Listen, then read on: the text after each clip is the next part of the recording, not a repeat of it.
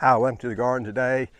Finally kind of got over the sickness. I was sick last weekend and went back to work because they opened back up with the government. And so anyway, so I haven't been doing any videos this week because as soon as I get in from the video, I got like 30 minutes. And one day I had to go get a haircut. One day I had to go pick up some popsicles because my other kid was sick. And I had to go buy groceries another day. So anyway, with that, this is Saturday and November 22nd, 23rd, something like that. And Thursday we got the onions in from Haas Tools. Now, Haas Tools, good place to order. I will say they looked a lot better Thursday. And if you can, I always say this, and sometimes I do it, sometimes I don't. When you get these onions in like this, you need to plant them the same day they come in if you can. Because when they came in, these roots here were all nice and, they were nice and good and looking good and all that. Now they kind of dried up some. They were also dark green. I did not take them out. I did take the plastic off of them. But anyway, one is Vidora. Just can't say Vidalia. It's Vidora. One is Texas 10 Super Sweet 1015Y. It's a super sweet one. And the red one is So Fire. And a red onion. So I'm going to plant some in these three containers, one of each variety. And then on another video, I'll go out and plant the ones out in the garden, which is really the main part of these. Now, I have planted some onions, and I probably should have brought those over here somewhere. I have planted some onions in a container. Can't remember exactly when or where. But yeah, up over there, and I'll show you all that and how they're doing. The good thing about doing seeded ones is you keep those roots alive. They don't have that slump like these are going to have. I'm going to plant the Vidora onions first. What I did like about the ones I got from Haas Tools is they're starting to put out new little roots there. These roots here are going to die. They are putting some little secondary roots out there, and you just want to kind of bury them up to about that far. So I'm going to set them in there, just like that. And then I'll water these in. I usually don't show watering in just because to me it's kind of boring. You can plant them about 3 inches apart, knowing that you're going to go ahead and harvest some along the way. And that's a really big one. It's also got some fungus on it, but and they do say, and I know Haas Tools, whenever they send their stuff, or on one of the videos I was watching, they said when you get these in and you're not going to plant them immediately, you ought to take them out and you ought to spread them out so they'll dry out. I didn't do that. We'll put one in the middle. And these I think I'm not going to have to. We'll just see. You don't want them touching, but that's about all you can really get. Now, some people plant them closer. You can, but when you do that, yeah, this is one that's got some termites in it. When you do that, you just have to harvest them along the way. And this is a So Fire red onion here. We do these the same way. And you may ask why am I videotaping all that. That way later on when I forget what I did, I can come back and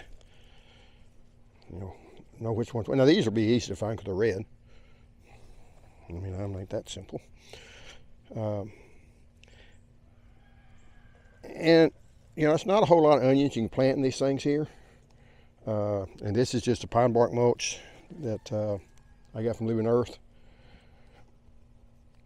And I shoved them in there. So I'm going to have to fertilize.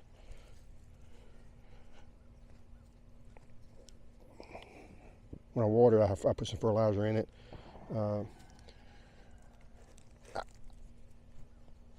You just use regular potting mix.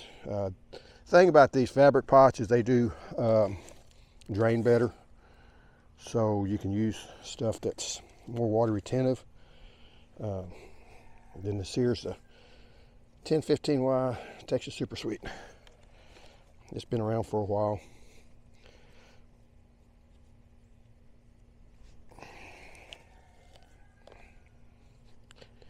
And in zone 9A, we can get by with planting them now.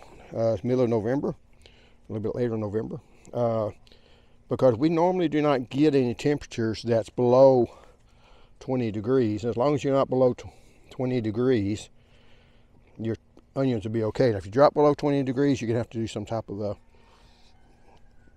protection. Now, I will say that onions do require a fair amount of nitrogen. They're a pretty heavy feeder. Get that, oh, plant too deep. Anyway, I'll come here and water all that down. We did get some rain last night. A lot of rain last night when we weren't supposed to, which aggravates them because I would have put out I would have fertilized my ryegrass for the horse to eat.